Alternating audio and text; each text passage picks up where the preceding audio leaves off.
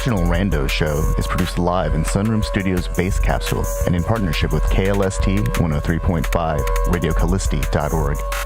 Remember to catch our Exceptional Randos live stream on YouTube every Sunday between 2 and 4 p.m. Eastern Standard Time.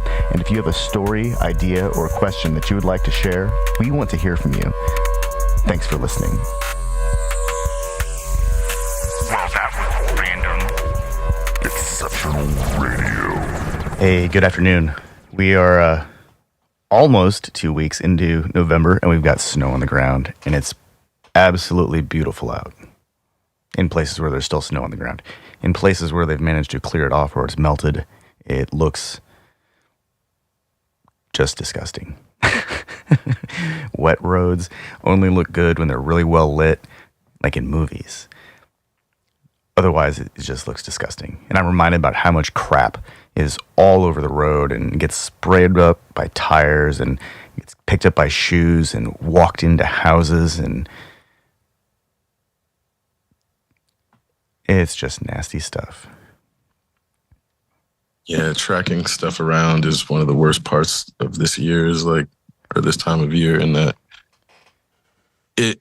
the snow is great because it doesn't saturate your clothes with like water generally. But then when shit melts and then you're like, got mud and your fucking socks are wet, and it's like, that's just it's uncomfortable. It's hard to dress properly with the right amount of layers, because it's like you need to wear enough layers that the wind doesn't come through, but then you start sweating and it's like, man. Yeah, or you're dressed to be outside and you go indoors for like who knows what. You've got to go to the gas station and it's so hot that you have to unzip everything. Take your hat off, take your gloves. Well, you probably take your gloves off anyways. You end up taking off all your clothes just to go inside for 5 minutes, and then you go back outside and now you're all sweaty, wet. It's impossible. Like striking that balance. In the summer, it's impossible to have that comfortable balance of outdoors, peak heat, peak July heat, and have a comfortable indoor environment that can match. But in the winter, there's got to be some kind of balance. Maybe not as hot, because I can, it's easy to put on a sweater, but at the same time, like my sinuses don't function unless it's warm enough that there's like a ambient humidity.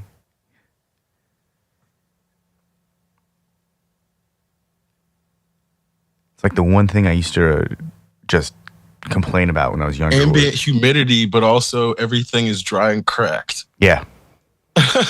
that's a big problem. But that's the thing. Like that, I used to complain about the humidity of summer or early spring or fall or whatever when I was younger, and then one day it occurred to me that those were the only times when my sinuses would function properly. Because every time it starts to get dry, it's like, oh nope, there's a mucus seal. So,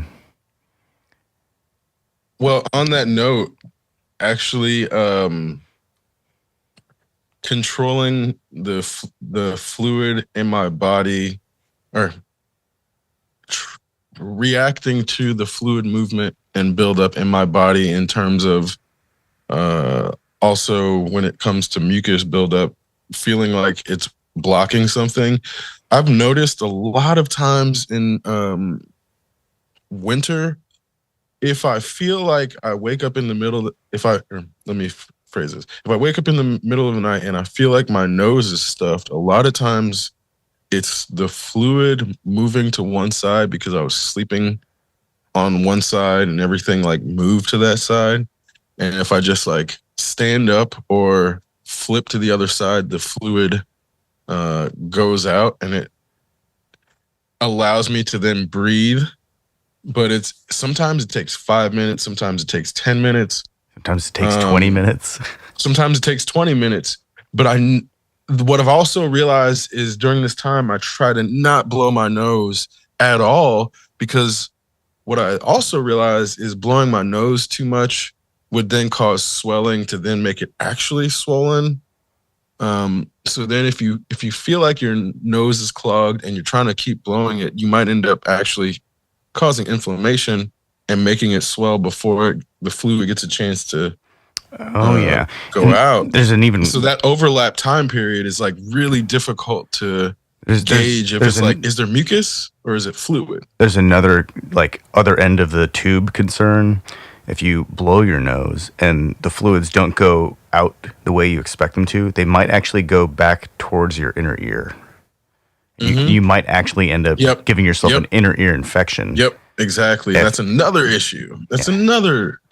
That's one of those like scary things that nobody they don't tell you about this stuff until you're out of high school, maybe in college, and you get your first really nasty ear infection. The doctor's like, "Oh yeah, you probably blew your nose too hard." Like, wait, what?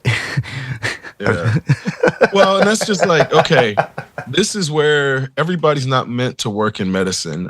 One time I had a sore throat. This was, maybe on 2003 undergrad. And I went to the doctor's office, and the nurse before, I was trying to explain to her that I had a sore throat, but it was like also seeming like it might be turning into an ear infection. She's like, well, what does that have to do with anything? I'm like, well, they're connected. And she's like, no, they're not. And I'm like, what do you mean? No, yes, they are. The sinuses are connected between your nasal and throat cavity and your inner ear. And she's like, no, they're not. And I'm like, hold up. This is the person that is going to try to, they're the one responsible for passing along my pain report to the next person who's then going to come in, and the doctor was shit. So it's things like that where I'm like, man, I know more about the fucking human body than the person who's tasked with like taking care of me. Nah, I don't trust this shit. So I can understand why people stop trusting the system. It is a strange word. Eustachian tube. EUSTACHIAN. That's not intuitive at all. But that's what connects the ear to the throat. Any person that's the physical with structure. Any person with feeling should be able to feel it. Oh yeah. Like I don't need to look at a fucking cutout of the human body to know that it's there. When it starts to hurt, if I swallow and my ear hurts, oh, there's a connection there. Oh yeah. Just period. Like it doesn't have to be even direct. Oh, there's an indirect. There's some connection. If I swallow and my ear then hurts because I'm swallowing every time I swallow, like I don't have to be a fucking doctor to make that connection. But then this person comes in and tells me, no, you're wrong. There's no actual connection between those. What the fuck? So it's like things like that where I know on the one hand, I'm not an actual medical professional.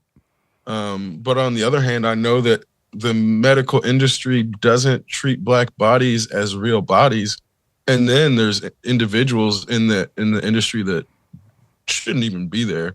So it's like really difficult to know if the person you're dealing with should be there or if they just got there because the system will, like, I learned recently that you didn't have to used to pass the bar exam to practice law. Well, only when Black men started practicing law did they start instituting the bar exam across the country. So it's things like that where institutional racism is like all across the board. Because then you learn like the things about the way Black women are disproportionately dismissed by the medical system in a way that's even worse than Black. It's like the worst of any demographic in the sense of like Black men, yeah, we get treated like shit, but Black women get treated way worse in a way that it's like, it's, again, you can't really compare plights, but the Black plight is like not even consistent within it in that like a gay Black dude is going to have benefits that a black woman won't have, and especially not a gay black woman or a transgender black woman. And then a black man is going to have plight that's going to make it very difficult to acknowledge that even within the black demographic, there is like a scale, and black men are clearly like, it's a patriarchal society. So even though, yeah, black men have problems, we still live in a patriarchy that defers to men in general. So anybody who's not a black male and is black is going to then have even worse experience. So it's like, if black males don't acknowledge that, then they actually end up hurting the non-males that are black, because they don't acknowledge that it's not fairly, like, the oppression is not even fairly distributed within blackness. It's like there's scales of oppression within blackness, and I'm sure this applies across other oppressed cultures or oppressed. I don't want to call it ethnicities, in that, like, it's not always about the ethnicity, because no, I know what you're trying to get at. It's complicated. A wealthy black person is different than a poor black person. Yeah, it's an intersectional demographic that meets somewhere on the lines of race and socioeconomics and geography, and it's still more nuanced than that even. But yeah, but even then, it's not that. It's like such an inadequate framework too. Trying to describe institutional racism is it's acknowledging that we're blind, trying to describe something that we can't even see or touch all of. You know, we can't even touch it. We can only touch portions of it. We're like the blind men with the elephant all over again, except it's like a hydra and it keeps sprouting different bodies.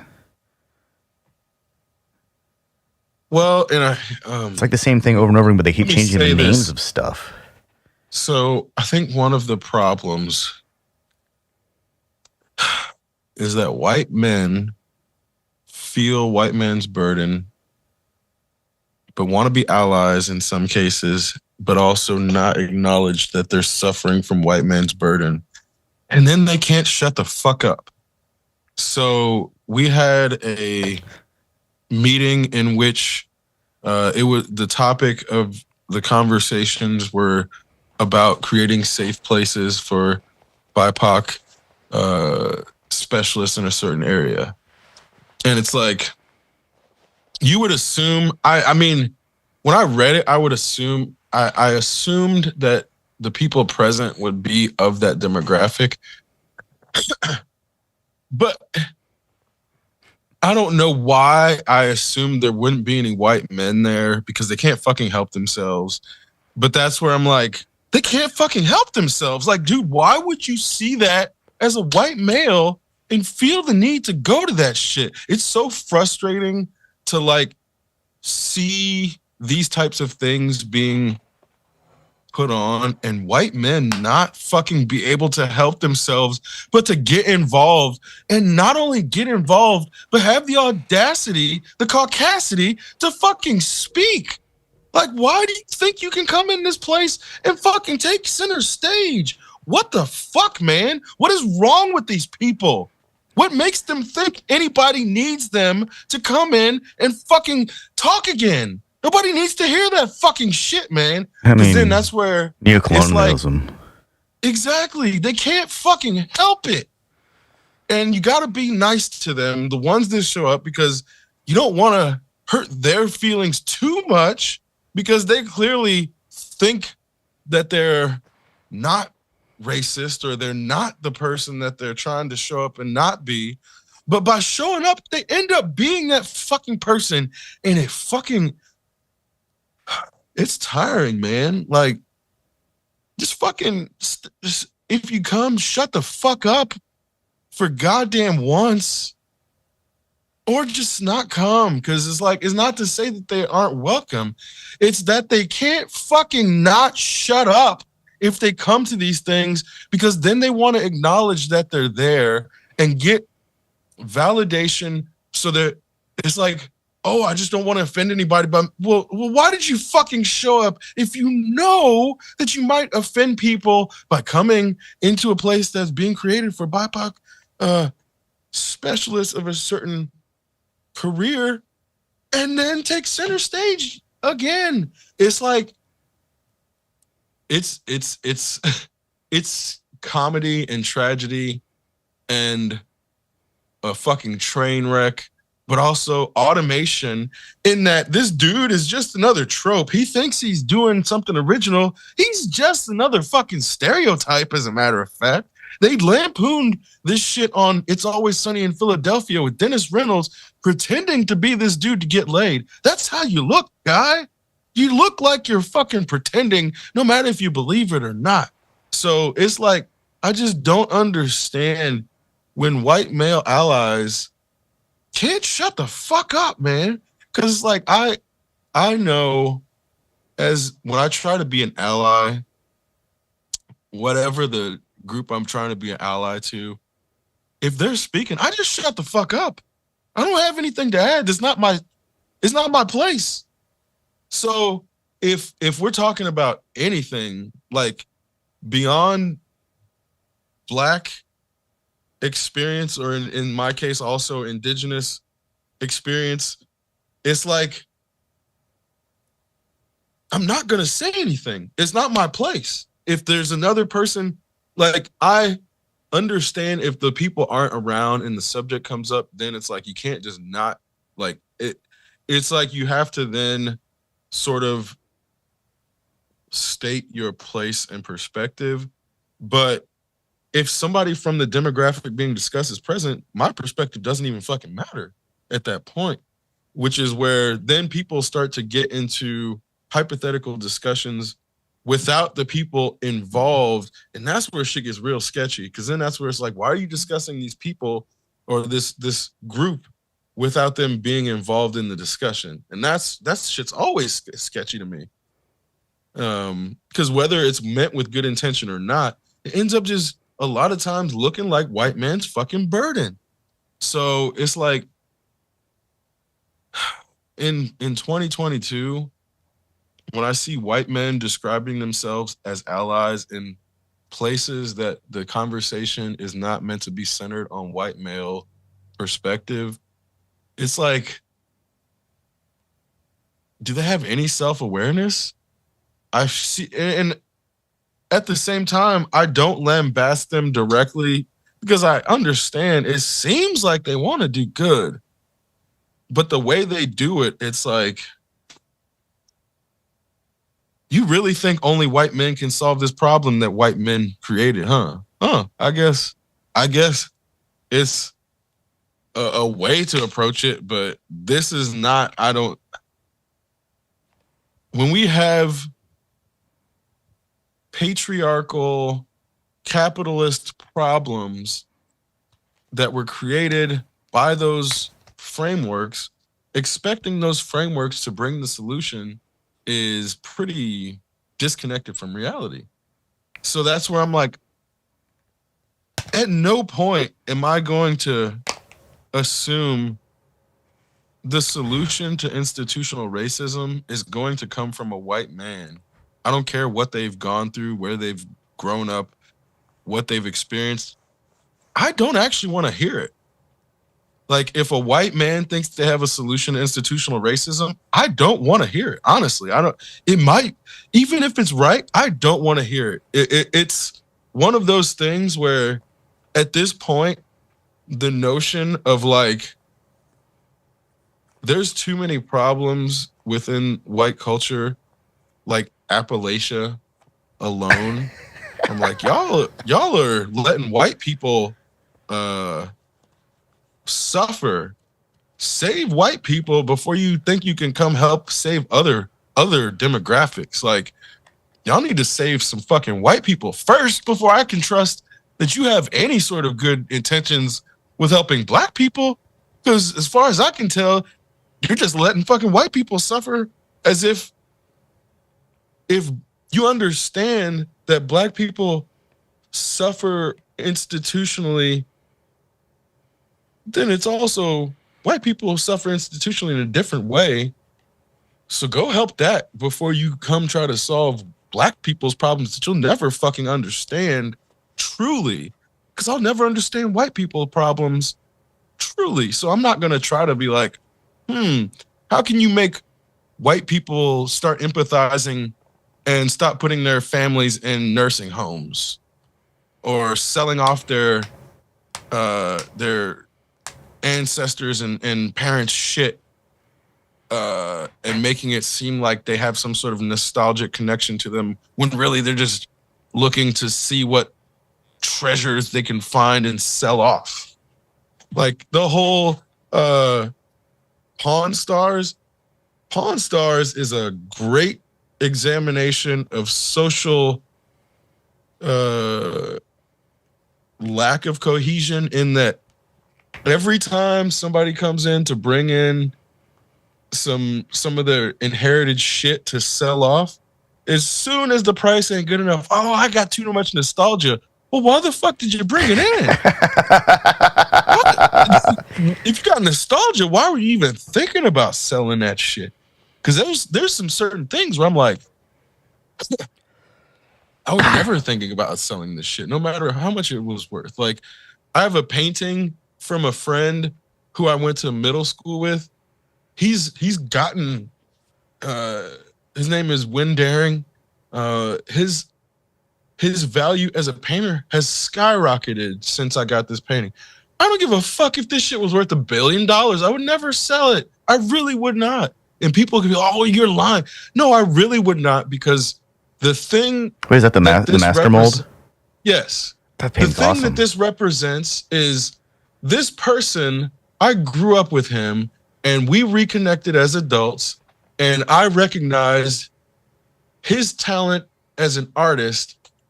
Not to say that he needed my validation. That's not what it's about. It's me as his friend at a time when he was like, also, he hadn't blown up. I mean, it's really, let me say this.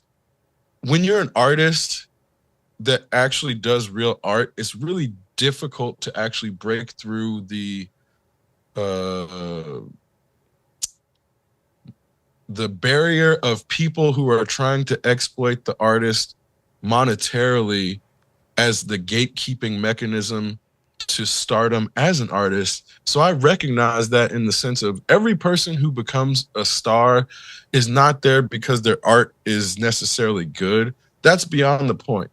What I did this is getting that piece done by him is like the culmination of his life experience as an artist, my experience as a person who grew up appreciating art and comic books, but also understanding that getting an original piece of art commissioned is an act of art appreciation in itself.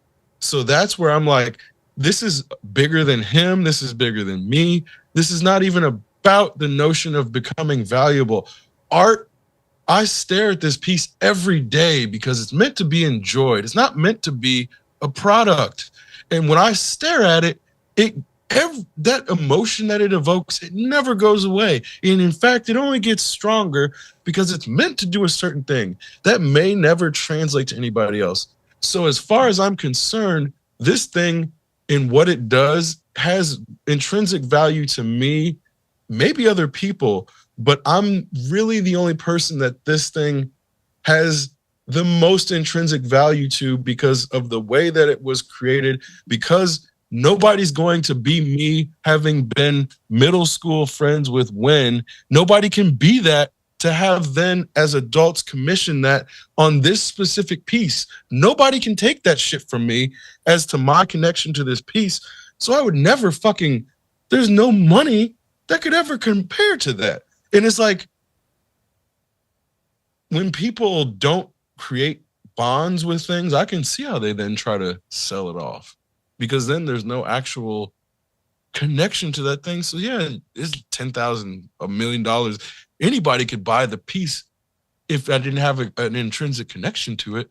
But because of that, there's no fucking amount of money in this world that would make me give this thing to someone else to be like, you know what? I'm going to go see if Win will do this again and reproduce this, because the first one, it sold and it was worth a lot of money. So I just had to get rid of it because I couldn't not turn down that X amount of dollars. Maybe he'll do another one. And maybe then he's like, well, you know what? My price on this one is X plus 1. So then I have to give him the. So the notion of like trying to attach a monetary value to something that wait, like the idea that he wouldn't find out how much his painting sold for somewhere, and then you come back around, it's like, hey, I need another one. And he's like, okay, well, it'll cost you how much that last one sold for.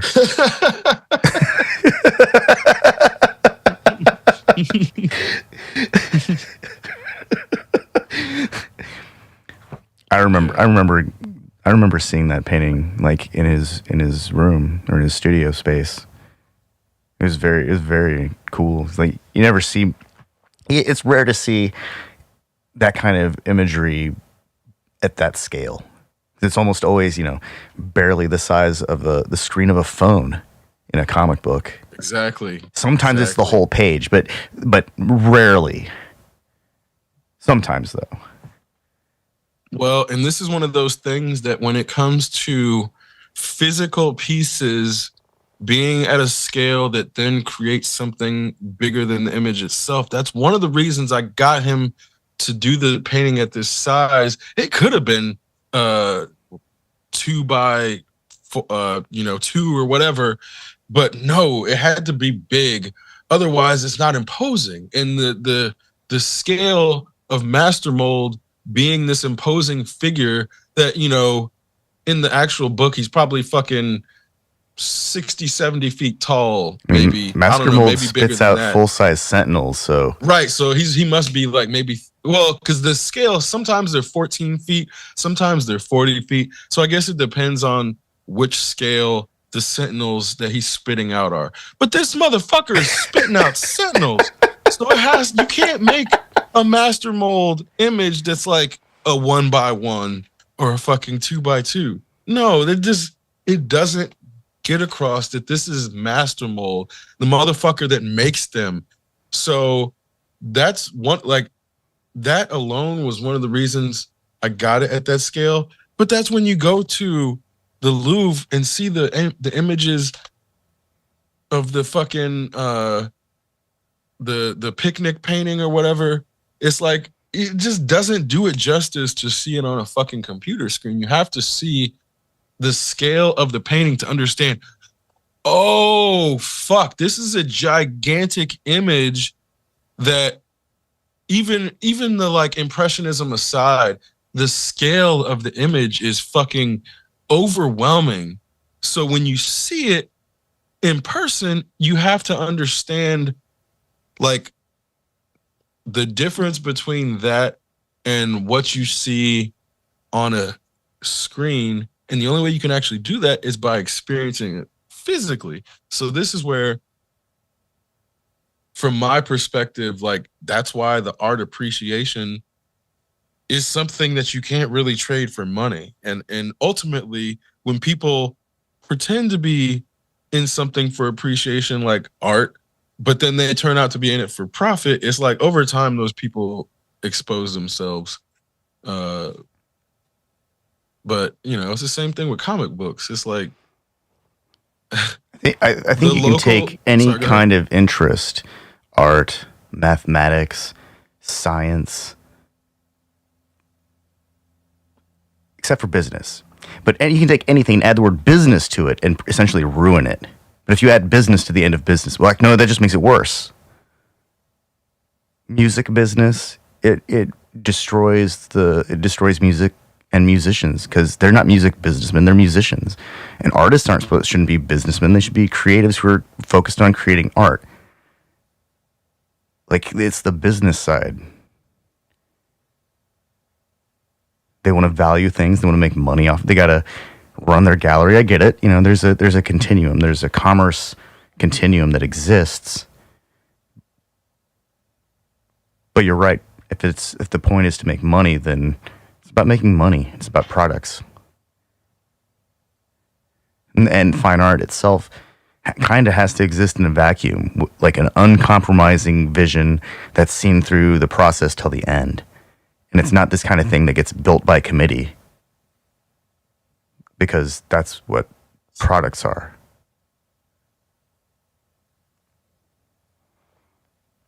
Well, and this is where comic books are sort of the intersection of those, and in a way where you're like the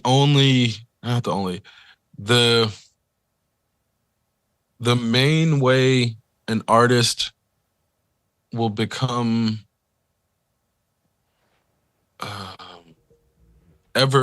evergreen within the comic book community is to have an uncompromising vision of their style that the audience also likes. So it is this weird, like, you have to be able to sell in order to prove that people are appreciating your style, but then, like, you have to be uncompromising in that style. So it's a weird, I mean, you know, I think music industry is a similar line to walk. But comic books specifically, because they are well, so much of the music industry is performers and performances, and a lot of my understanding of the country music industry is still largely songwriter based, where songwriters may eventually perform on an album. They might even be part of like the tour backup band for tours, but they're not the headliner. They're not the star of the show all the time. Some of them are, but not always. This is the distinction in that in comic books, it's difficult to know if the star is the subject of the comic or the artist and the writer's rendition of that subject in tandem with the subject. So this is also where it becomes not necessarily difficult, but in the immediate reception of the material, it's like, well, did that Death of Superman sell because of the comic style and because of the visual style, or because of what people thought the story was going to turn into as far as like the comic book value? And I think it's a combination of both, in that if the style had been terrible, it wouldn't have sold. I think even if they had killed off Superman briefly, but the art was just trash, that the issue wouldn't have sold the way it did, because the art was great. Yeah, there were some Dark Horse comics that looked amazing, but the stories were shit. I think it's kind of like with movies. You can get by with a less than great story with really good design and illustration, but if the story starts to slide too far back towards a total shit show, then no amount of brilliance in the illustration department is going to save it. But conversely, you can have a really fantastic story with stick figures. Yeah, definitely. And so I think the story still trumps delivery. Content is still driven by the story, in the sense that we can't. I mean, if there's no story, it doesn't matter how pretty it is. Then we just have this really serene environment or detail-rich environment. It might be engaging for a few minutes, and you might get that 1,000 words out of that picture. But if there's no story, it can't go anywhere. I think comics are a fantastic vehicle for telling stories, because in the gaps between the frames, of the storyboard, our minds get to fill in all these extra details. And so in a way it engages in a way that is impossible for movies right now. And it's not quite as abstract as a book, because we're given some hints with the illustrations. But it's a very engaging medium that I don't think there's nothing else like it, obviously. Manga, it's just comics in a different language with a different cultural underpinnings.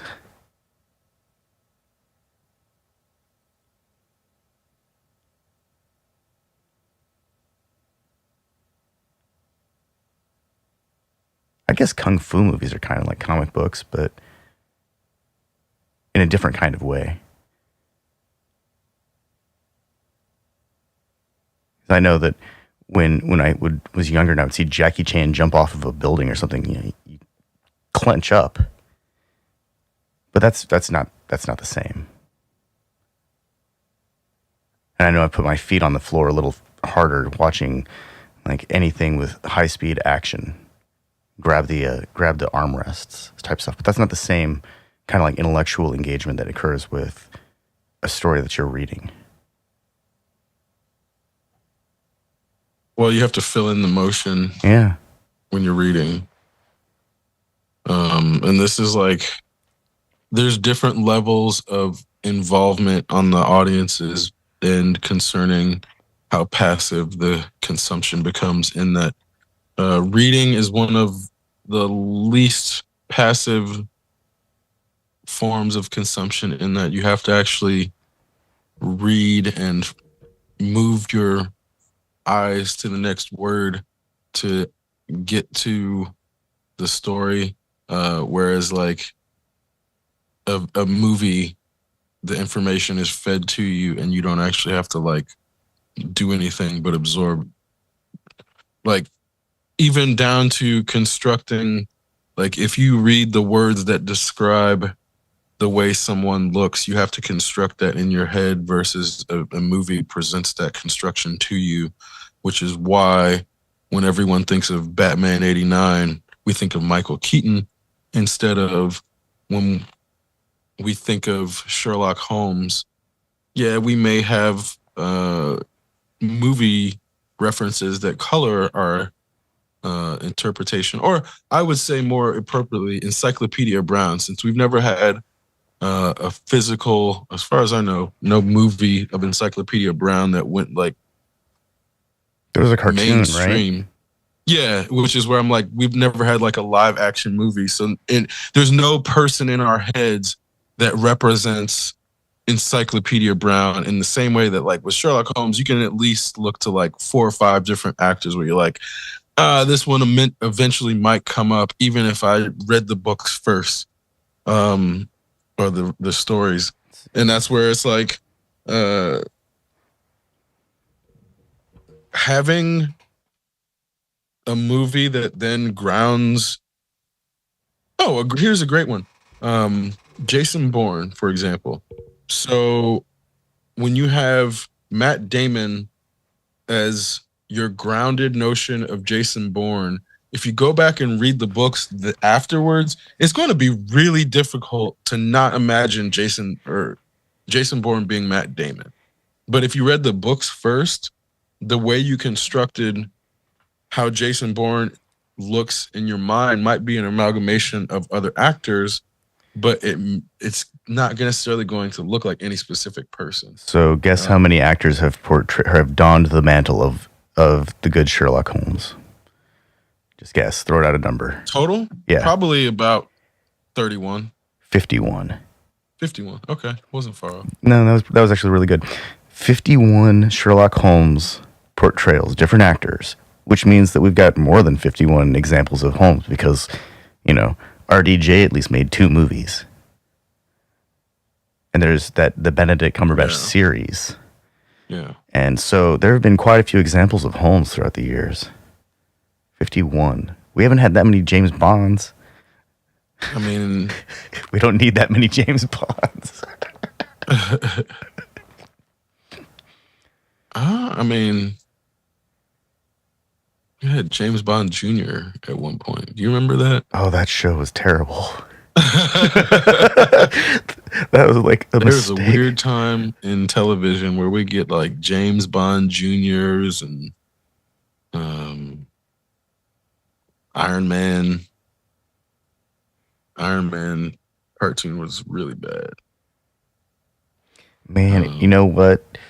The role of Sherlock Holmes is like a who's who of brilliant actors. Let me guess. Has Anthony Hopkins played him ever? Hold on, I'm looking. I feel like, well, he might play Moriarty though. Yeah, it's I true. feel like he. We've got Michael Caine, Christopher Lee, Ian McKellen, Christopher Plummer, Matt Frewer. Damn.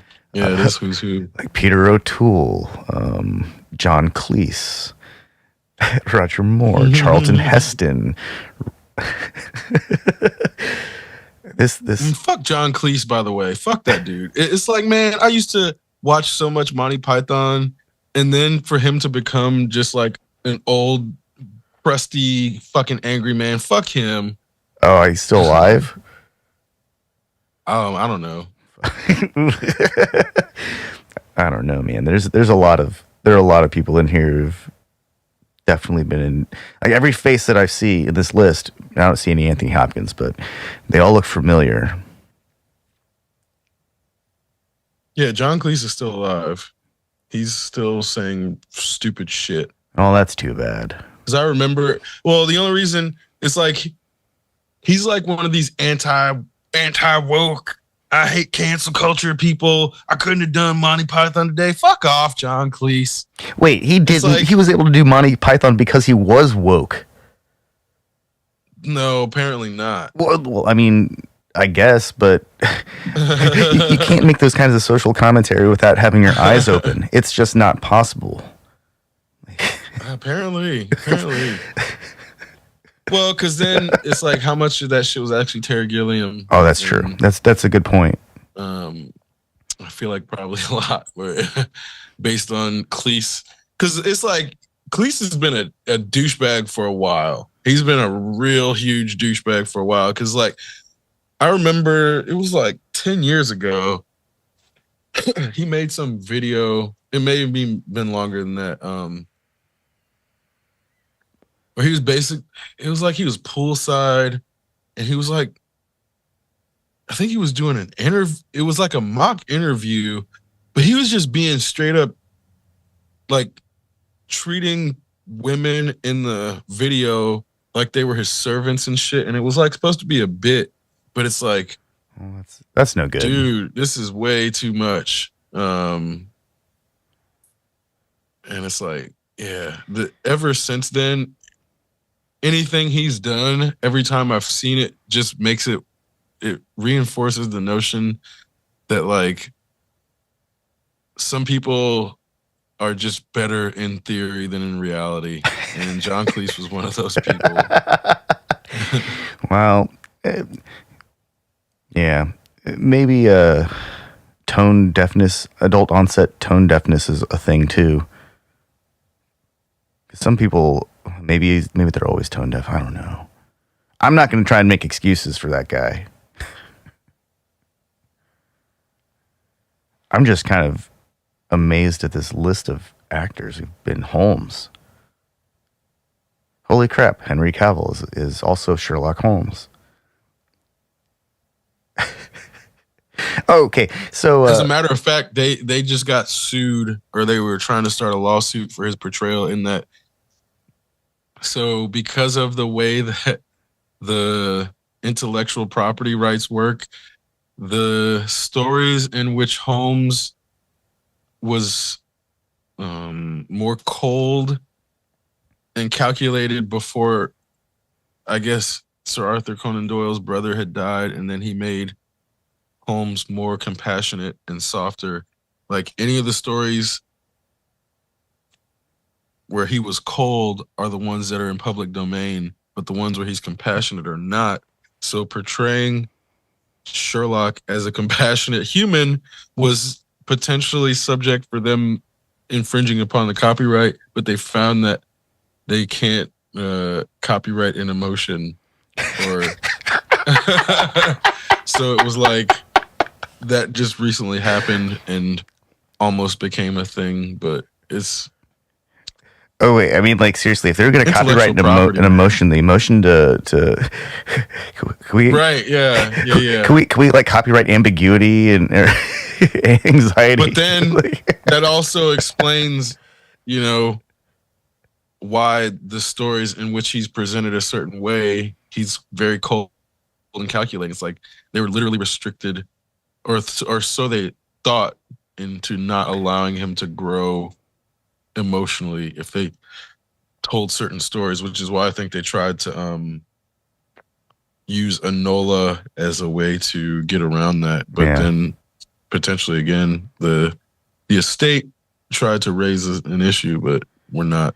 You know, when I was younger and read Sherlock Holmes, I found him to be very much a scientist, and he was very calculating, and he was very direct. And I mean, at the time, I lacked the vocabulary to describe it, but he was, you know, very terse, to the point. He didn't dilly dally. He just got on with it. He was very intuitive. He was a smart dude, very shrewd, and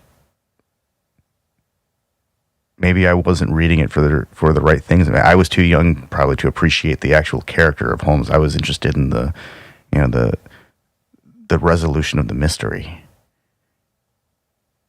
I probably should read some Sherlock Holmes again.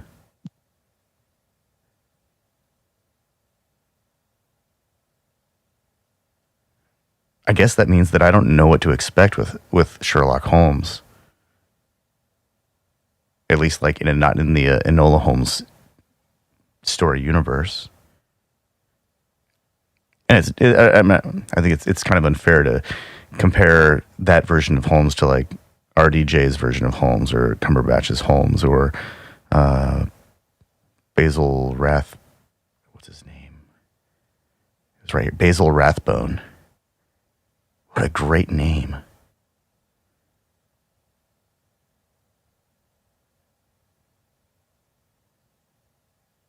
Yeah, and fucking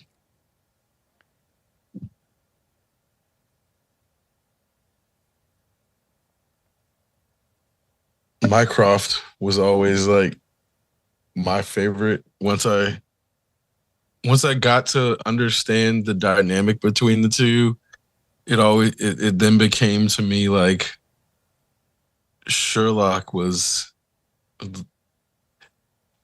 It felt like Sherlock was the less interesting of the two, and it was always like, man, I really want to see what Mycroft is doing right now.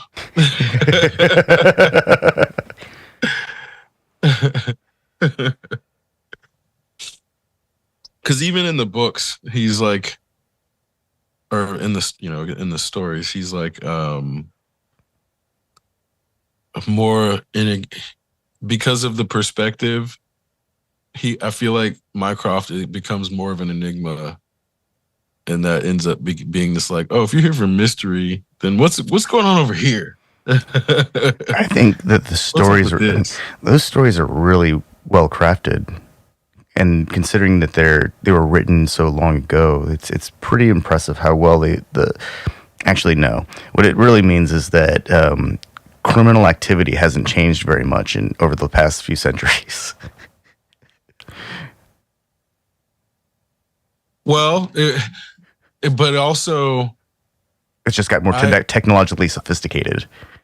I thought it was genius of them to have in the Cumberbatch version. I mean, the timing is fucked up that we also had another war, but to have Watson be a Afghanistan war vet was like, holy shit, man, this is fucking amazing.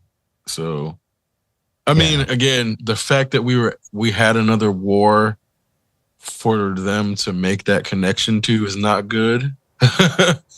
But in the context of like understanding that the stories we tell about humanity reflect the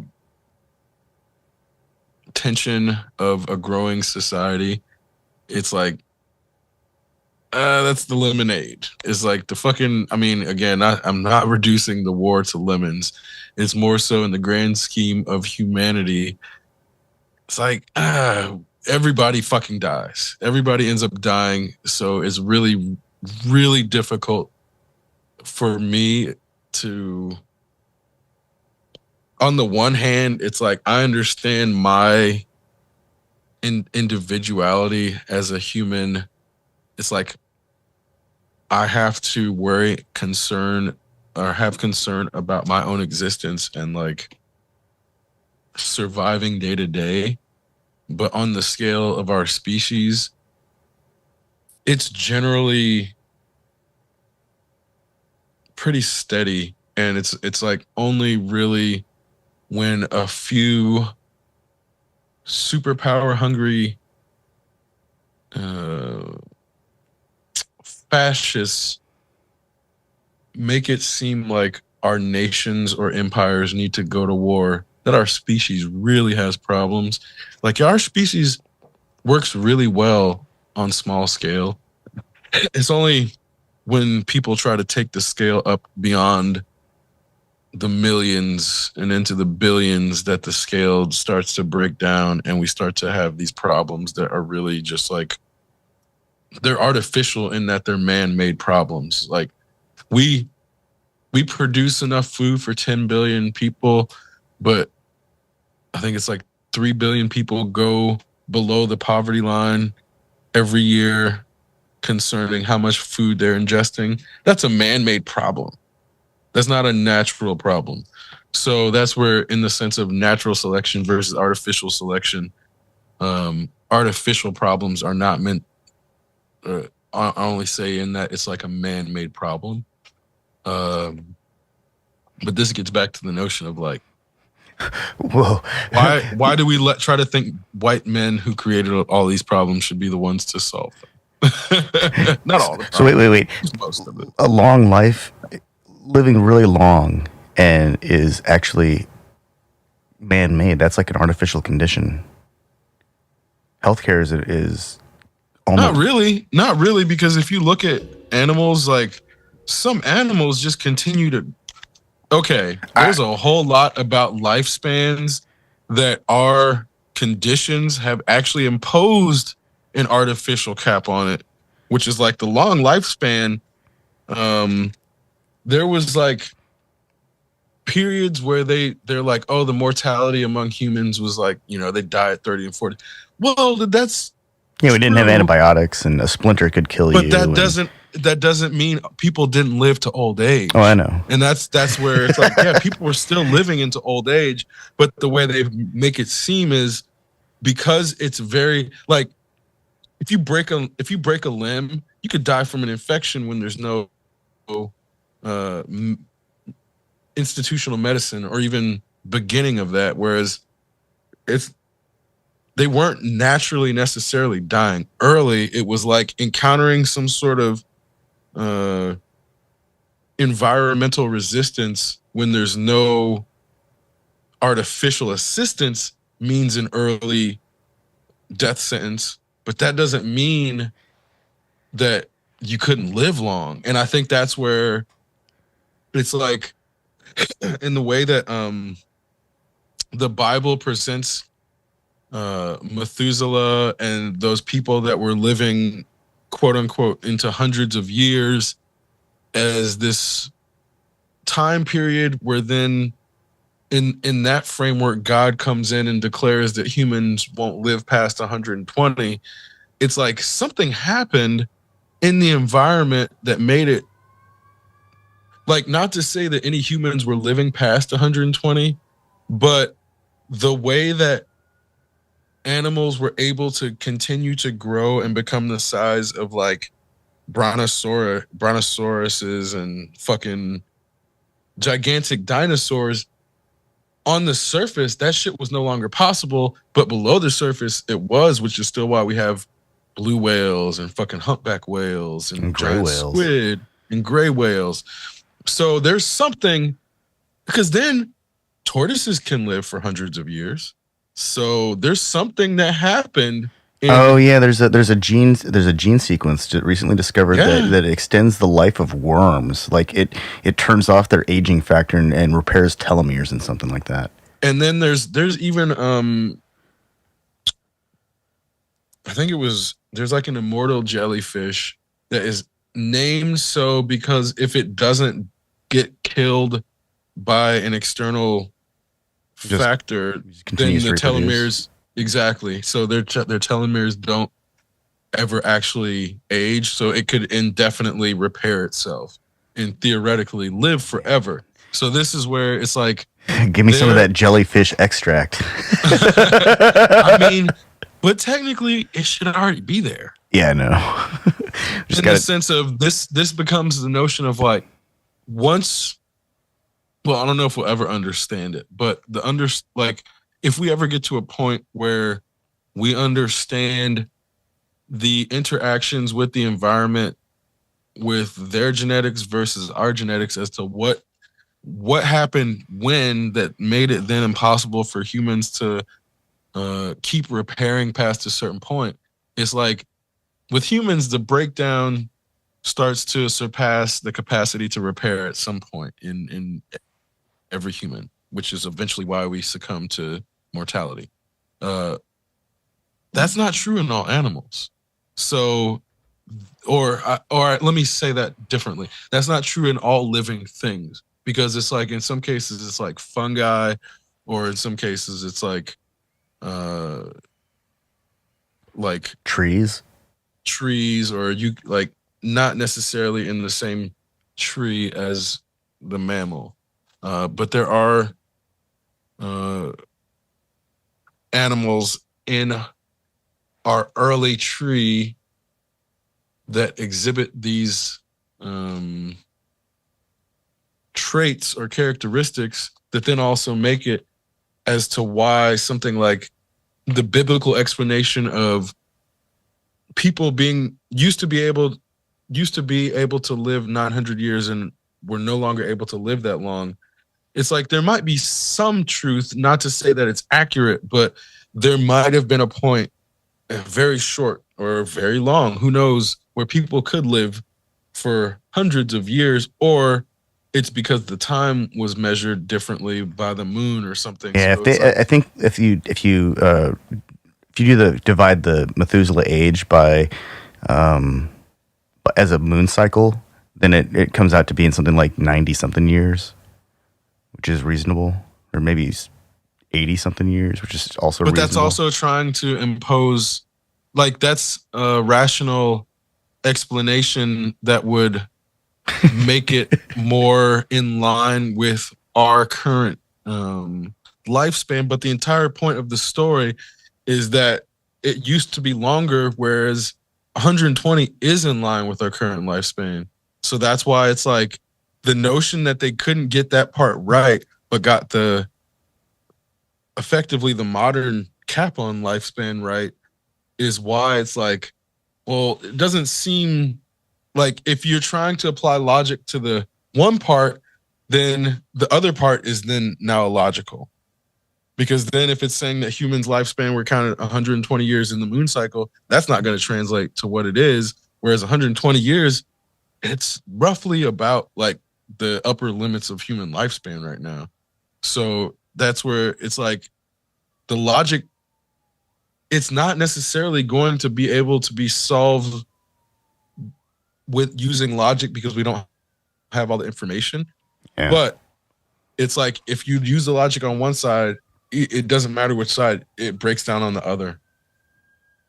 Which is why I still think, I mean, not just me, but that type of analysis of human lifespan being documented one way, or I won't say documented, referenced one way, and then no proof of that being validated anywhere makes it mythos and legend.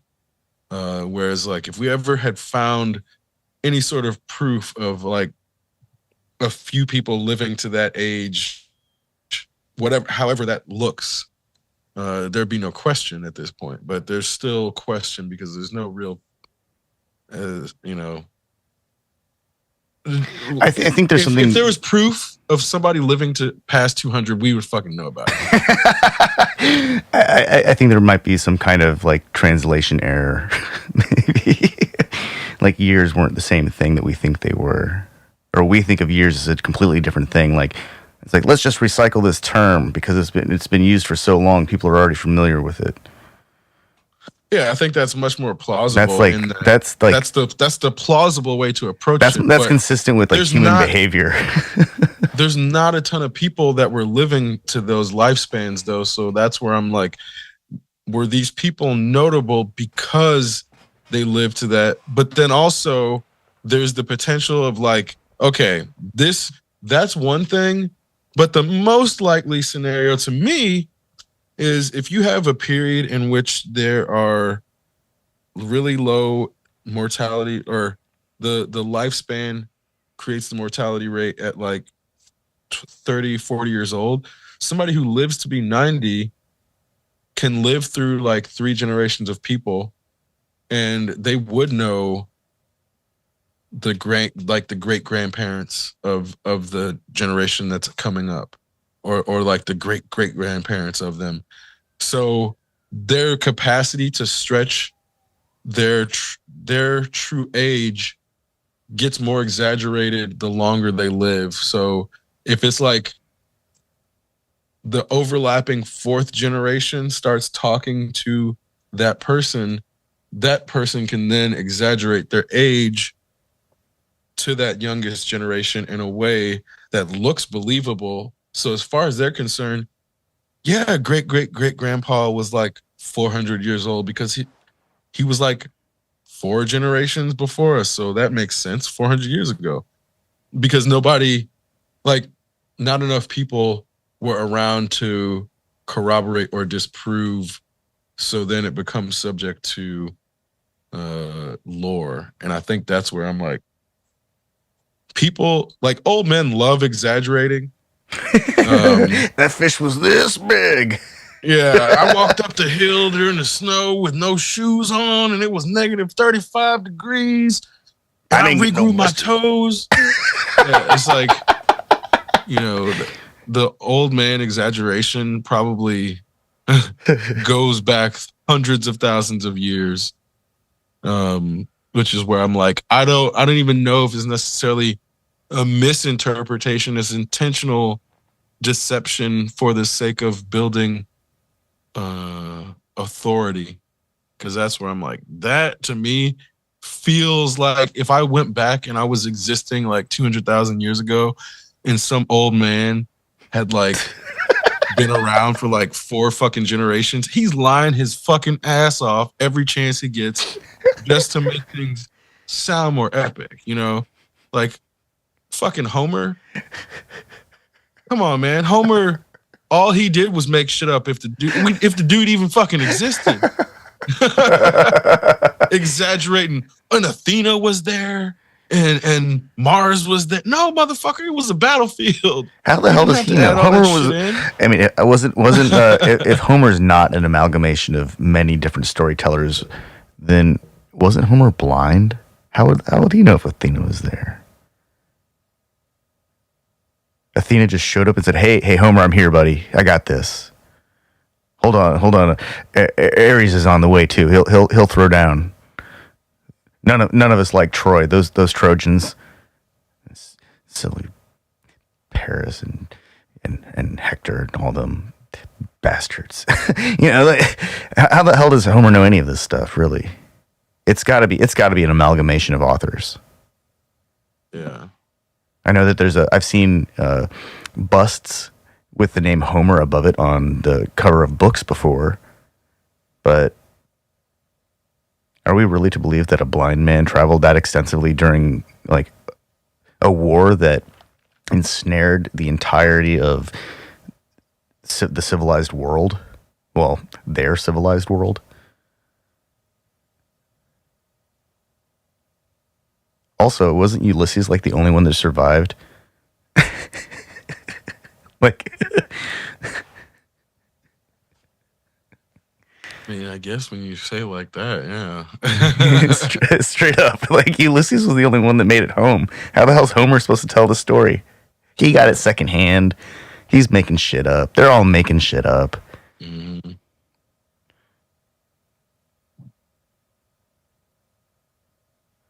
I'm pretty sure Ulysses killed everyone that was at his house that was trying to like steal his lands and his wife. I mean, Homer definitely didn't die then.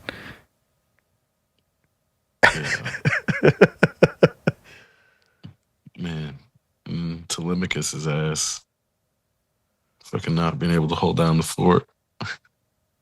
Bastards. Sons of bitches. They should just go back to their goats. You know, the whole thing, what is it? I really liked Greek mythology when I was younger because those stories were fantastic. They formed the comic books in my mind for the longest time. And then I remember what happened. Hercules with Kevin Sorbo went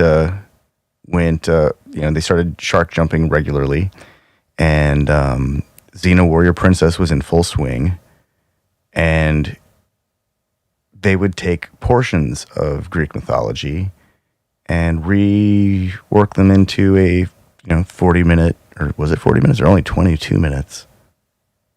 They were back to back, so it was like the Hercules and Xena hour block of time, and it totally confused me in terms of Greek mythology.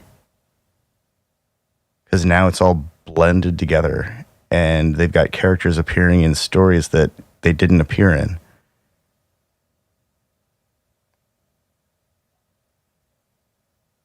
Well, and I think when you're a kid, it's like really easy to be like, Greek mythology's cool. And then you find out about Zeus and Heracles, and you're like, These motherfuckers I don't know if I like these guys anymore.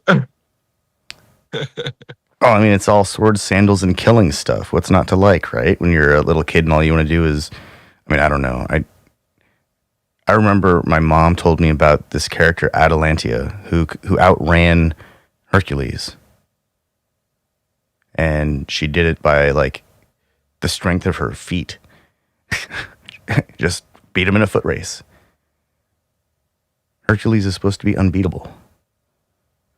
That story doesn't really appear in Hercules until like way later, and then I don't think they actually gave her, that moment where she beats him in the foot race. I think she just appears as a strong woman character.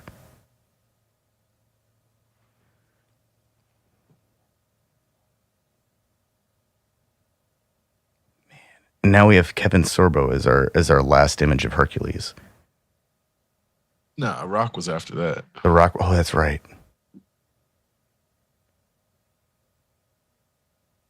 Which, it was decent.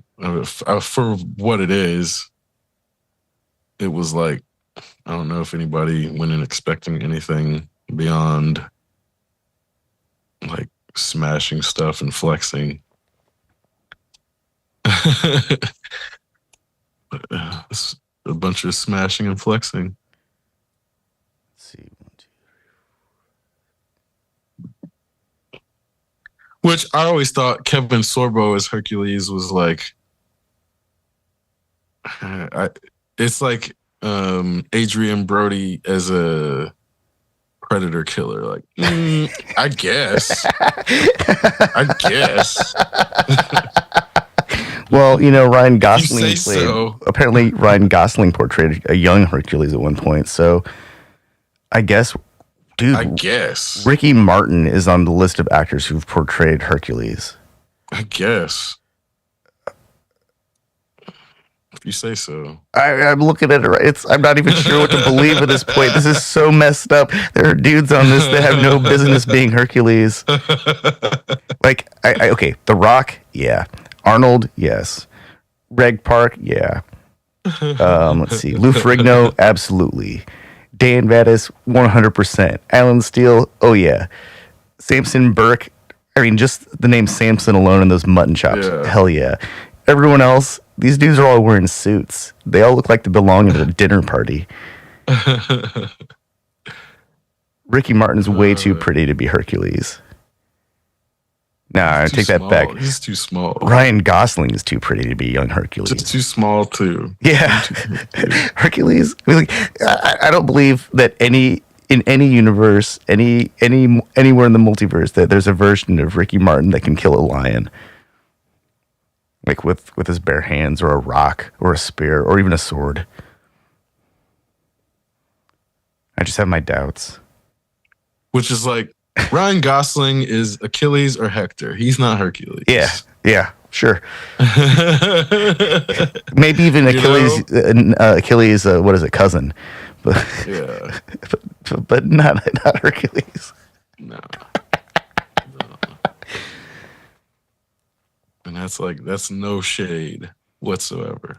No, that's just a poor casting. Even Ryan Reynolds, nah, bro. Ryan Reynolds can't be Hercules either. No, definitely not. Too fucking small, man. Because these are supposed to, like, if you're telling me that you're half God DNA, well, you can't be fucking looking like a human. It's just not the way that shit works. Yeah, you've got to have muscles that are unattainable. Yeah, and you've got to have the physique that is unattainable.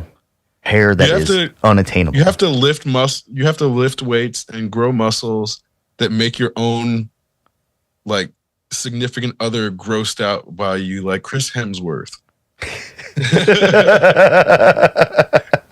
Chris Hemsworth, okay, because he lifted so many weights that he grossed out his fucking wife.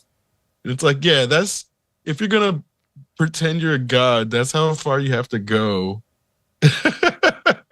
And it's not, otherwise you're just a dude pretending to be a god. Like, it's not believable.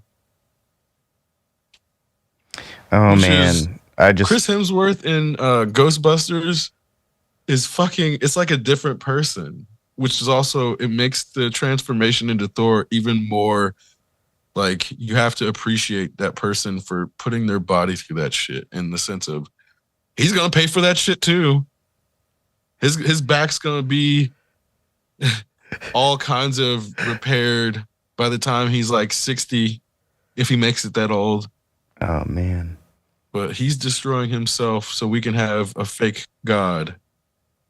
And it's not lost on me, which again, that's where I'm like, yeah, let Ryan Reynolds or Ryan Gosling do anything. But if they're going to pretend they're gods, like, dude, you got to, not to say that they got to do steroids, but it's like, you can't look like a man and then pretend you're a god. It just, that's not how shit works. At least not Hercules, who's supposed to be built like a brick shithouse.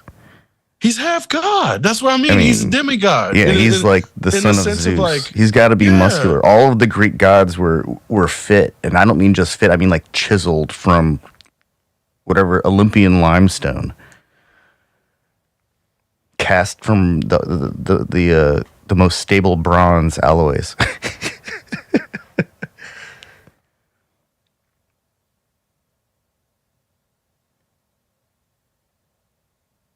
Which, I think if it's like a superpower that a human gets, that's something different. And those things aren't necessarily tied to like physics. But we're talking about pure non-scientific discussion of deities and shit. So I mean, Hercules didn't have. He was mostly invulnerable. He had super strength. He was really fast. He couldn't fly though. He didn't have like heat vision or couldn't, what was it? Freeze breath. He couldn't stand on the deck of a ship and blow into the sails and propel it. And they didn't try to make him like that. But he was definitely super strong, like unbelievably super strong, unlimited strength type stuff.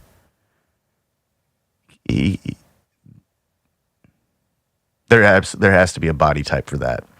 It can't be like Steve Urkel, body type. Like the bookworm isn't going to be lifting like Hercules.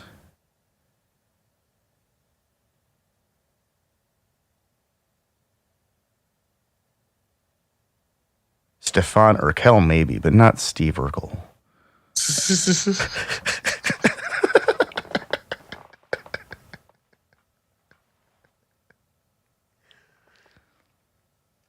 Well, and that's where it's like, I can't imagine Ryan Gosling defeating a centaur. I just pulled up a picture of young Hercules. I can't imagine that version of Hercules beating the common cold. I'm serious. He's like swimming in that. He's swimming in his tunic.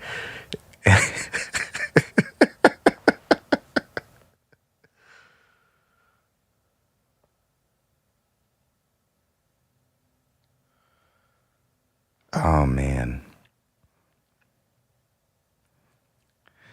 So you've been keeping up with this Twitter debacle, right? About the $8 blue check, whatever, and then like a whatever was it? Lily.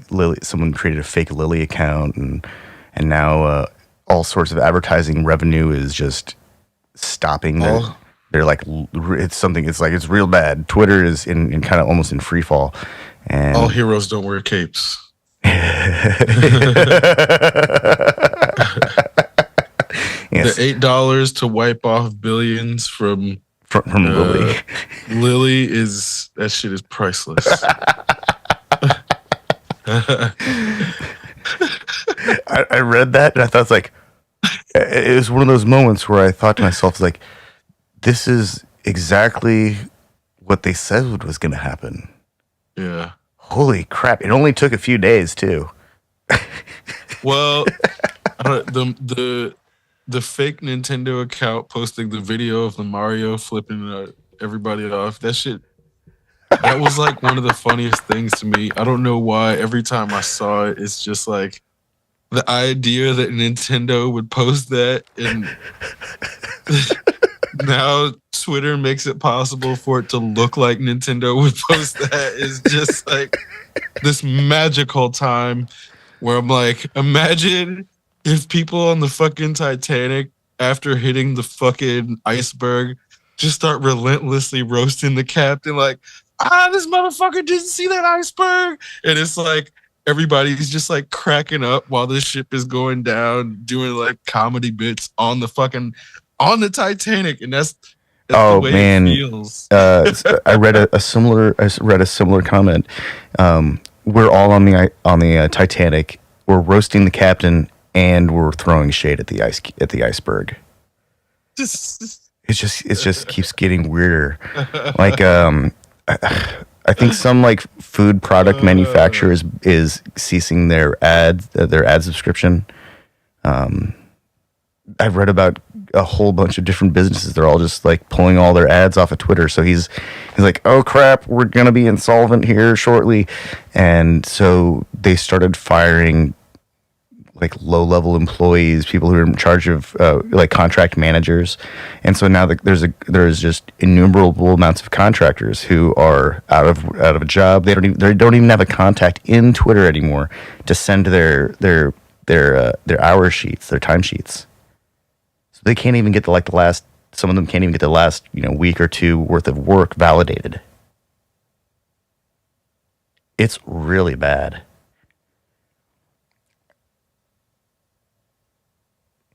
Yeah, I don't know if you've seen what's happening in the crypto space too.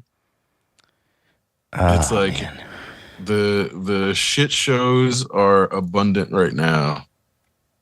The Schadenfreude is real, but I I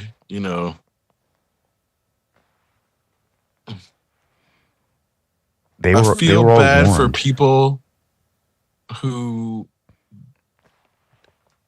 lived under rocks and got in to these exchanges like in the last 6 months for whatever reason. Like I do kind of feel bad for them. But I love watching this shit happen, honestly, because these are the dominoes that needed to fall for this shit to stop eventually. They can't. It was never sustainable, these types of practices, but now even more so, this shit isn't. There's not going to be another Elon Musk. There's not going to be another Samuel Bankman-Fried. Within the last 24 hours, there was an announcement made to Twitter staff describing the economic situation that they're facing, and the statement is bankruptcy isn't out of the question.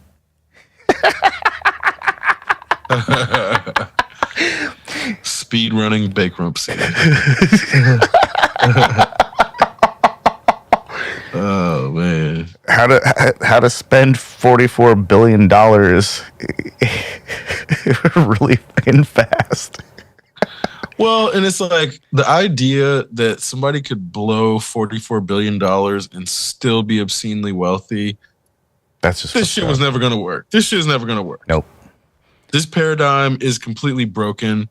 And it's funny that we have a few oligarchs that are feigning a free market when they're all just basically nepotism babies that got the places they did because of backroom shady deals and nepotism, and this shit's all falling apart in real time. So I love that this economy that was built on nepotism and lies is finally getting exposed for what it is, and just it's like evaporating in real time.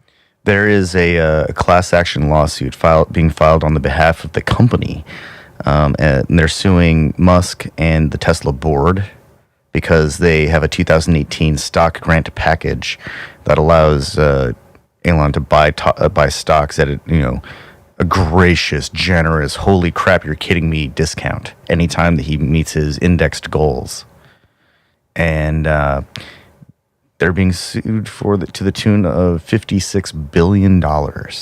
And normally, apparently, these things are thrown out because they're just kind of frivolous. But somehow, this one has managed to make it all the way through. Like it's going to happen. He's going to be deposed here. It doesn't say sometime soon. Can't find it. But still, to spend. I mean, that's he will if he loses that, which he very well may. He could end up spending, $100 billion. That's what we were saying when this first started. Because It was like, what's funny about the acquisition is all the Elon fanboys try to make it seem like he acquired Twitter, but he accidentally got stuck buying Twitter. Yeah, he overbid for something that's estimated to be worth like a fifth of what he paid. Or wait, even less than that. I think like an eighth. So the idea that the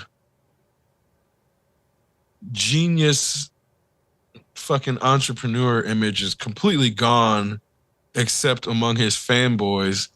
But at this point, he's like a toxic asset or a toxic personality that Twitter wasn't. It's not like it was necessarily doing fine, but it wasn't on the way down. But when he took it over 100%, well, not 100, took over leadership, it started tanking. And it's like 3 years ago, if he had taken it over, his association would have shot it through the roof because of perception being based on the lie that was finally exposed. So, based on their revenue and profits from the last 3 years, Twitter's was worth $13 billion. And that was up till August 5 of this year. right? But I think he only acquired like 51% stake, so he doesn't own 100% of it, as far as I know. It's not like he owns like all of Twitter's shares. It's like I think he owns controlling shares, which is then like 51%. Yeah, the Saudi prince Alawaled bin Talal is still the single largest shareholder, apparently. After Musk. I was gonna say. Well, yeah, no, it's Vanguard Group. No, Vanguard Group owns the largest stake in Twitter. Oh my God! No, he only.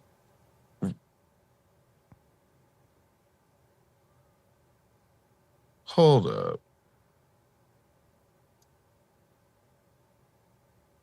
They're really masking because it sounds like he might only own like. Wait. Yeah, this is really occluded. It's like really difficult to figure out what percentage share of Twitter he owns. Because it's like they're trying to make it Twitter shares close up 27%. Well, then other places are like, well, that means he owns 100% of the shares. That's not fucking possible. For the market to be trading shares on Twitter and him to own 100%, that means he's trading against himself. So there's no way that's fucking possible. But the original estimates were starting off at like 9.6%.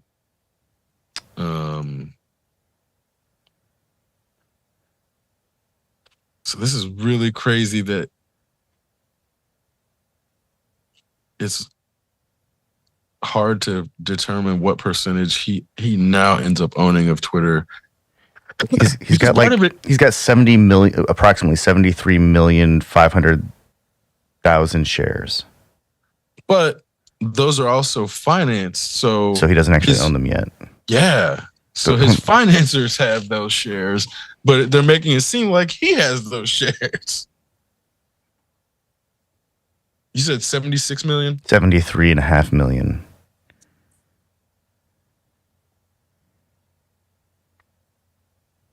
Yeah, so there's 765 million total shares. So he only owns like 10%. Roughly 10%. Wow. It only takes 10% to own Twitter. Yeah. So he paid let's see. Almost 4 times what the entire platform is worth for 10% ownership.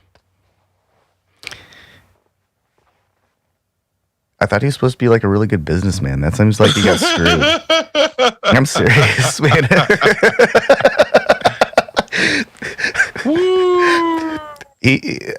I'm pretty sure that anybody, like any first year business school student, would be like, no, bad deal. Meanwhile, his financiers are like, yes, Elon, here's more rope.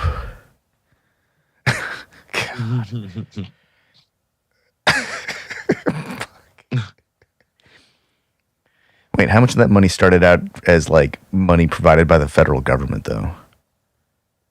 Right, yeah. Oh, man, what a terrible way to buy fucking Twitter. But, and this is where the whole thing happening with the crypto market is traceable connections that then are showing like the guy that is at the focal point of this most recent exchange meltdown, like his dad was a lawyer or still is a lawyer, or he was a lawyer in the sense of like he's not dead, but his law turned into like investment and VC funding, and then his partner in crime, her mother is like, or her dad, one of them works at MIT and was then influencing government. It it was like investment into public programs. So they were using their money and influence to direct funds towards programs while they were also then looking like they're funding these programs like publicly from the for-profit side, but then also being connected to them on the nonprofit side. So there's this whole interconnected crypto fraud happening, also traceable government connections, while they're also then trying to make it seem like this dude was like a Democratic donor only, but he was donating to both sides. So it's funny to see what's happening, but then it's also the media taking it and trying to turn it into some like partisan tale when it's like it has nothing to do with the party and it's all about corruption, as if like corruption is limited to one party. But it's like I have no idea why they're trying to make it seem like this dude is only donating to Democrats when it's so clear it's going to come out that he was donating to both parties, but it's because he was just completely fucking corrupt. Yeah. But he tried to, like, him and all the people apparently tried to flee to Dubai because it doesn't have an extradition treaty, and now they are under one of them's, at least 3 of them are under supervision in the Bahamas, and that's where like one of them is still potentially flying through Hong Kong to get to Dubai. The Caroline, the CEO of Alameda Research. Wait, is that the guy who's the plane? The plane is GPS. Sam. Well, that wasn't accurate. One of the guys is still in the. He says he's in the Bahamas, but his plane is en route. That was the wrong plane. Okay. But after that happened, that's when the Bahamian authorities took him into custody because it looked like he was actually trying to run to Dubai. Yeah. So he is in custody and not able to flee, but it does look like they were trying to flee. Good. That's right, Bahamian fucking law enforcement. Big ups. Yeah. Wow. So it looks like they are also heavily tied into the AMC investing boom. Oh my God. This is where I'm like, man. It just keeps, I knew these dominoes would start to fall. So like this report of the connections with how much, because here's another thing. Sam was he was like one of the biggest shareholders in Robinhood, and Robinhood was heavily involved in the AMC boom. So this is like a bunch of dominoes that then, in the thing about white men is if you fuck over other white men, it doesn't matter if you're a white man, you're not going to be protected anymore. So all of the historical white men that have fucked non-white men over and gotten away with it, that's not the story we're seeing unfold here. This guy fucked over a lot of other white men, and he's definitely going to pay for it, and everybody involved is going to pay for it. It's just a matter of how much are they going to pay. Like, I'm not going to speculate too far, but this is like, I think this is bigger than Bernie Madoff as far as how much money and how many people were affected. I think Madoff was like 600 million or 700 million. Yeah, about 600 million. Oh wait, hold on. This is like some crypto exchange level, like digital economy wide shit. No, okay. Right. Let me get this right. I guess Madoff. That.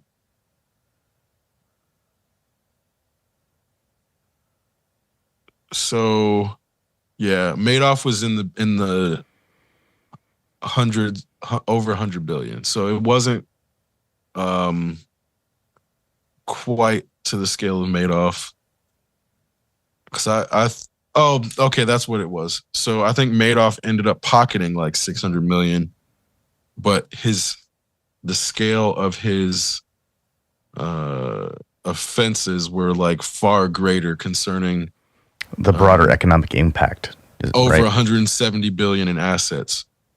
And this is where Bankman-Fried is like at, I think his estimated net worth was up to 20 billion in assets at one point, or 24 billion in assets.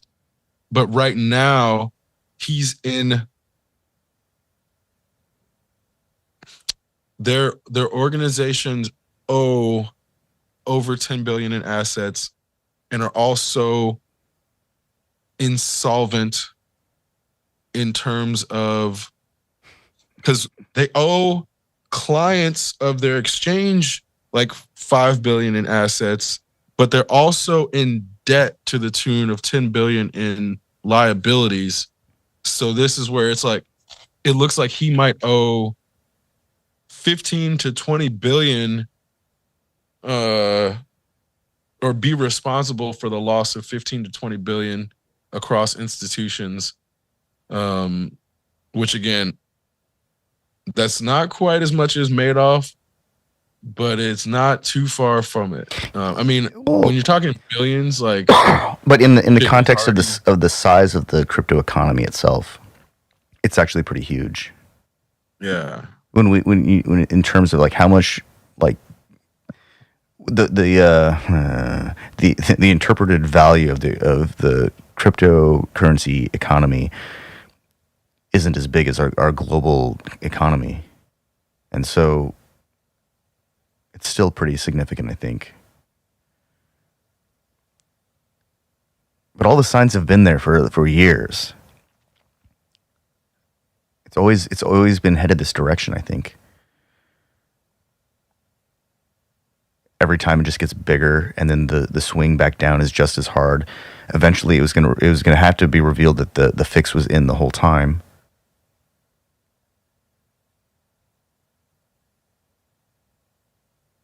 oh shit. So apparently there are too many AMC shares. The institutions own 125% of the shares that are supposed to exist. Yeah. That's not that's not supposed to be possible. Yeah. Did they like split and not announce it? Apparently. Whoa, this is massive. They're going, I mean, only because white men were affected directly. Like, there's gonna, probably, I'm assuming Nancy Pelosi's gonna get stung on this. Somewhere down the line, just because her and her husband trade a lot. So I'm loving watching the dominoes fall. It's like, not to mention, when people start going under pressure, they're gonna start ratting, and we haven't even gotten to that point yet. Like, all of this shit that's gonna come out from when people start getting the boot put on their throat, and they think they're gonna be the ones that take the fall, and they start pointing fingers. We haven't even gotten there yet. Mm-hmm. Yeah, that's right. They have identified the house. They have walked up to the door, but they haven't kicked it in and turned the lights on. So we haven't been able to see the rats and the roaches scurry. We're getting close though, because even Elon, there was stories about how Elon was calling this Sam guy a bullshitter, and his bullshit alarm was going off. Like, oh, you calling them a bullshitter? That's bold. But yeah, the stories about interacting with this guy behind the scenes are well, not slowly anymore. They're quickly starting to roll out. I saw one today with a representative from Sequoia Capital saying that after having a call with Sam, he got off the phone with him or got off the Zoom call and was like, "This doesn't make sense," and still came back to him with an offer, which then makes him look bad. But I guess in the process, he tried to give some advice on their model, and then Sam's team came back and was like, "Go fuck yourself." So, it's like shit is coming out that is making these people seem like completely unhinged, but also so completely self-assured and self-absorbed that they completely deserve this shit and this downfall. Because this guy was also trying to make it seem like he's the most charitable billionaire on the planet, and there were I don't think effective altruism is the name of their movement, quote unquote. I don't think that we need to clarify that it's impossible for anyone to amass billions of dollars while being altruistic. Right. It's impossible. Exactly. They should have gotten rid of hundreds of millions of dollars well in advance of ever approaching the $500 million mark. They never should have been able to amass $500 million if they were truly altruistic. Mm-mm. You don't just get to a point of greedily absorbing everything and amassing wealth and then just decide, oh yeah, I'm altruistic now. I've got $1 billion. It's a title. I just bought it. I got it from China this week. It's coming next Monday. Fucking assholes. Well, you know what? That's just another example of bros ruining technology and just bastardizing it and turning it into a slot machine and fucking everyone else up again. It's not like it's the first time this has happened. I mean, there's been this incredible cycle of boom and bust with crypto for the last almost, what is it now? Decade and a half now, it seems. At least a decade.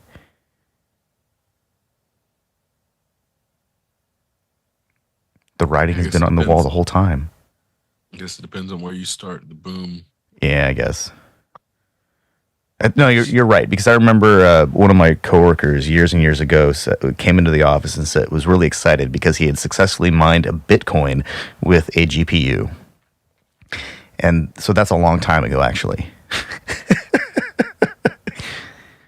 Yeah, the early days were the Wild West, when you could actually mine an entire coin with a single GPU.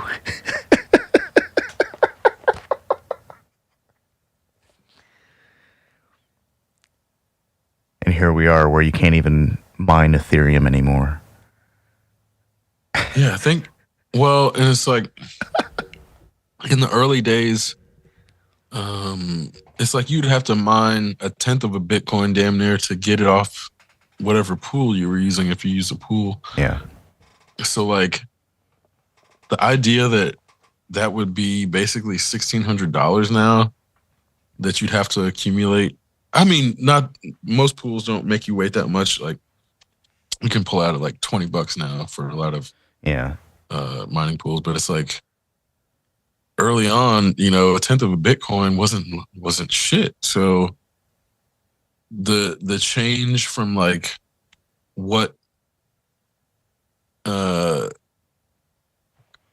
you were able to mine early on versus what you can't mine now. It's crazy how vast the chasm is between those days and now. It's like not even really believable. I mean, I remember people mining with lowly 700 series NVIDIA cards and getting good results. And now just thinking about that is like, man, I don't want to generate that much heat or consume that much electricity for nothing. Oh my God, dude. Can you imagine using a 700 series card now how long it would take to So do anything. early on, I remember one of my comrades was like, he got a miner from Butterfly Labs as a test, and I think he was making like 3 Bitcoin a week. Whoa! But it was so loud that he had to get rid of it because his wife. This was like before I think Bitcoin was probably like 200 or 300 a piece at a time. Okay. So his wife was like, "You cannot have that in the fucking house, not even in the garage." So I think he ended up fucking selling it right before shit blew up. Oh, which man. is where I'm like, I can only imagine how fucking angry he must have been with like the because I think he probably, I don't think he paid full price, which is why I think he got it in the first place. But I think, And it was like a Butterfly super Labs- optimized ASICs machine, right? yeah, but they gave him like a deal on it because it was one of the bigger ones, and nobody was really buying them Yeah. at the time. So he took a huge risk on it, and I think he cut his losses like right before shit blew through like 1,000. Mm. And it was like I said, he was making I think 3 Bitcoin a week. God, that's like At the time, which is like now oh, that's like God. that's unthinkable for an individual to mine it's 3 complete Bitcoins in a week now. Yeah, That's like impossible. You've got to be in no fucking way. You've got to have like a state backing to mine 3 Yeah. Bitcoins in a week. I think that's why all this stuff is so amusing to me, because it used to be a lot more straightforward, and now there are all these extra hoops and calculations like the price of electricity versus the cost of just running the rig itself, and then the volatility of the market, and then this ever-present illusion that it'll be okay, it'll come back, and my $1,000 investment in whatever coin is going to pay off someday. I'll buy like 10,000 of them. They're only a penny each. Yeah. Like every coin gets to become an Ethereum someday. That's the hope, right? I mined a bunch of like useless coins once for like 2 weeks. I ended up with I think 40 something thousand of them. They're still worth like 0.000000006 cents. 8 years later. Like The market does not give a fuck about us, man. no, man. They're like, we'll take your electricity. You want to power our AI with your computer for pennies on the penny? Yeah. Well, it's like right now, it's just not worth it to mine anything. Yeah. And then if you go look at the profitability charts, there's maybe one or two types of miners that are actually profitable, but everything is basically not. Yeah. And then it's like there's a ton of people getting into mining now, which is where I'm like, these people are fucked. Especially the ones like I just went and checked NiceHash, their Discord, and I'm like, a bunch of fucking poor saps setting up GPU rigs. I'm like, you guys have no idea about how much money you just burned, and don't understand the cope that you're gonna have to come up with to realize like, oh, you bought a bunch of 4090s? Oh, you just burned a bunch of money. You ain't gonna get shit. I think it's fine if a person wants to build a single GPU rig so that they can understand like the fundamentals of mining and how that relates to blockchain technology, and they want to understand. They're using it as a test rig to run their own blockchain. Sure, that's cool. That's computer science. That's the stuff right there. But the idea that somebody now, a decade into mining, and basically at the end of mining, this is the end stage. We're seeing it here. It's very clearly been a scam the whole time. Get as much money to put a bunch of money into as much money as they can into the pool, inflate their expectations with this hill climb that sometimes has a big downward slide, but it'll swing back up every time, because it's a pendulum. But But really, it's been a scam this whole fucking time because the bros got a hold of it and they turned it into a slot machine. And every useful technology that was being developed was either absorbed by something else, and then it's now institutional, and there's no money. It's you get to run your processing power to help scientific computation, or run an AI, or help SETI. Those are the real reasons. Or I guess you could run a data center if someone had the right kind of hardware. But still, that's like only a few people got to transition their rigs into data centers, or GPU processing, off-site processing, or very few people were able to emerge on the other end with something with that hardware that's meaningful. Very few people. Most people were just burning through hardware for somebody else's project, and they didn't even know what that project was.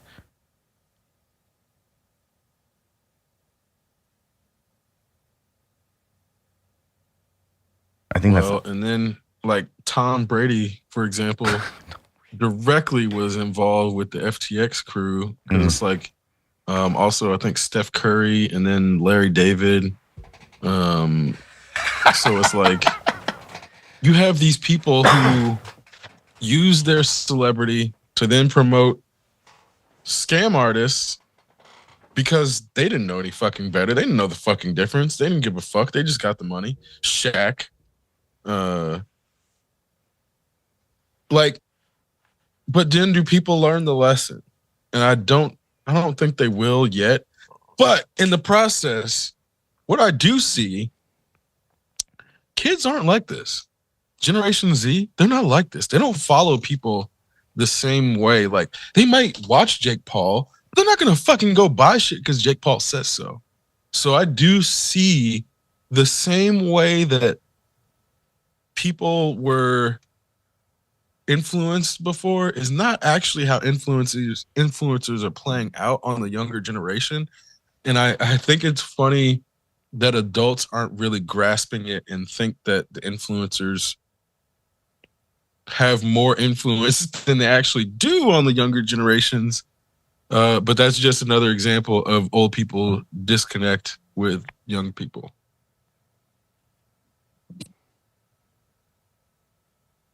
I mean, every election or political ad that I see shows a cavernous void the cavernous void that exists between, adults seeking power and the youth of today. And I'm not even trying to say that I understand the youth of today, but well, it's like, okay, how many cousins do you have? Like, I'm not really sure. I don't know, like, your family like scenario that much, because that's where I think it's a huge difference in exposure when you have a ton of kids in your family. Most of the kids that I'm exposed to are my friends' children, and they're all very focused on their own interests in school, basically. Where I think that is like, that's one thing, but your view of your friends' children is going to be filtered in a way that view of family children is not. And it's not necessarily like, oh, they're filtering out all the bad stuff the kids do. It's not necessarily even like that, so much as like the way that I see things being presented on social media about my friends' kids versus my family's kids, it's like a different sense of connection. Even like, if, let's say, my cousin posts something that they did and they're like a young cousin, the sense of being compelled to say something to them to ensure that they understand that I saw what they did and recognize what they did as being something worth mentioning. I don't really necessarily have that sense of responsibility with someone who's not a family member. Yeah. And it's like, it's not my place. But when it is my family member, it's 100% my place. So that's where, again, it's like the difference between, like, I had a friend who posted his son's team won a robotics competition. I liked it, you know, but I don't feel compelled to be like, good job to, you know, it's like, that's not my family. It'd be fucking weird. In fact, and not like, I don't know. The only times that it just be like the only times that I've been like in crossing a line. It's just like it's not my family. So that's where, like when I go over to a you friend's know, house and their kids like, you know, proud of something they did, I tell them good job just because. I mean, but that's in their house, Yeah. not on social media. I don't. That's way different. No, That's way different. To be honest, man, I don't see any of my friends posting anything about their kids on social media anymore. Like I don't have Instagram, and all I see that's like on Instagram. That's like all my friends post is like their animals and their kids, and then like their 5K, or if they went to a fucking Colts game or some shit. You know, it's like that's what I feel like. Instagram is all of the good feelings that no longer exist on Facebook. That's probably true. I don't really Instagram, and you know, at this point Facebook is really just my maintenance of Facebook is I go to my memories and I delete whatever I posted on this day in previous years, and then I delete the oldest of our episodes. And if I happen to see something that's interesting, I might look at it for a few minutes, but I'm not like actively checking in on people on Facebook. That whole Facebook stalking thing is such a strange behavior. It's like, I think it's like doom scrolling's weird cousin that only comes around during like Christmas or Thanksgiving and never says anything. And so nobody knows what the hell's going on with them. Well, and it's weird, like, not having been on Facebook for a few years, I don't understand, like, the people that still stick around all day. I don't understand what they still are feeling in that. I understand that social media makes people feel a certain type of way, and then there's things where you're like, okay, I understand like endorphins and getting dopamine rushes from seeing things, but after a certain time of those things like not changing, that effect wears off. So I'm like, I guess maybe if Facebook maybe has changed, but it just feels like the culture sort of stagnated, which is why I personally left. You're 100% correct. Earlier this afternoon in the Discord, I posted a picture. I shared a picture of the back of a van with a very poorly designed logo. It says "But God." And when the first time I saw it, it was really amusing. I was chuckling to myself for a good 3 or 4 minutes. And now I look at it and I smirk, but even then, the humor has waned for me. So these things aren't forever. None of this is forever. Even though we say that the internet is forever, it's really not forever, because eventually we'll forget about it or lose interest in it or forget how to find it. Somebody might dig it up, but that's different than remembering where it is. I feel like what you're describing is that image of utopia that everybody's like, when society stops doing X, Y, or Z, and it's like, when we finally get past social media, it's like, oh, this is the utopia we've been looking for. It's because we stopped fucking reveling in other people's problems. Imagine a world where nobody gives a shit about your bullshit. But on the other hand, it's like I recognize that animals do need some sort of resistance, but it doesn't have to be like the threat of death or extinction. Like the resistance can be some shit like Randos show. Oh, I don't know what shoes to wear today, or fucking I don't know which colors I should put together. Like it don't have to be some dire shit. Let's stop making it seem like humans need to be on the brink of destruction to get moved forward. Like we need resistance, but it don't have to be like or question that you would like to share. Seriously, it doesn't have to be so deep. It's not that intense. Well, that was